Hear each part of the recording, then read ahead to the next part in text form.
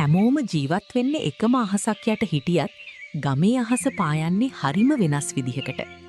නගරය අවදි වෙන්නත් කලින් මීදුම තවමත් වෙල්යාය වහගෙන ඉන්න වෙලාවක අපි ගම හෙමින් ඇස් අරිනවා. මතකද ඒ කාලී? දොරරෙද්ද අස්සෙන් ඉබෙන හීනි හිරු රැස් පාරවල්.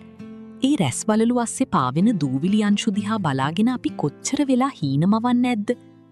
අද අපි දුවන මේ කාර්යබහුල ලෝකයේ ඒ වගේ නිදහස් මොහොතක් අපිට ඉතිරි වෙලා තියෙනවද? ගමේ දවස පටන් ගන්නේ කුස්සියෙන්. අම්මා මැටිලිපේ ගින්දර පත්තු කරන්නේ මුළු ගෙදරටම ආදරය බෙදන්න වගේ. අලුතින් ලිපපත්තු කරනකොට එනේ අමුතු දර දුම් සුවඳ. ඒක නහයට දැනෙනකොට දැනෙන සුව පහසුව තේරුම් ගන්න පුළුවන් ගමක හැදුණු කෙනෙක්ට විතරයි. දුම් දමන කහපාට තේකෝපයක් අතට ගත්තම ඒ උණුසුම අත් දෙකට දැනෙනකොට හිතේ තියෙන ඔක්කම බර නිදහස් වෙනවා. අප්පච්චි ගෙවත්තට බැහැලා පිනිබින්දු වැටුණු පස්සුඩ ඇවිදිනකොට ඒ දැනෙන සිසිලස ඒක තමයි ජීවිතේ සැබෑ සැපත. අපි හිතුවා නගරයට ආවම ලොකු ගෙවල් හැදුවම යාන වාහන ගත්තම අපි දිනුම් කියලා. ඒත් ඇත්තටම අපි දිනුවේ ඒ සරල ජීවිතයේ ඇතුළේ.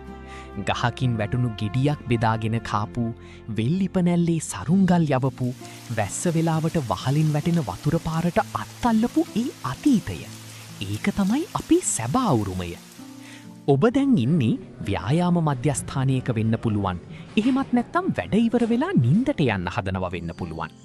කොහේ හිටියත් මොහොතකට නැවතිලා ඒ ගැමි සුවඳ මතක් කරගන්න. ඔබේ හදවතට කියන්න සතුට තියෙන්නේ කියන දේවල් නෙවෙයි, විඳින දේවල් කියලා. ජීවිතය කියන්නේ රේස් එකක් නෙවෙයි. ජීවිතය කියන්නේ විඳින්න ඕන ලස්සන කතාවක්. ඒ කතාවේ ලස්සනම පරිච්ඡේදය තිබුණේ අපේ ඒ ගම තුල. තවත් දවසක තවත් මතකයකින් හමුවෙමු. එතෙක් සොබා දහමට ආදරය කරන්න.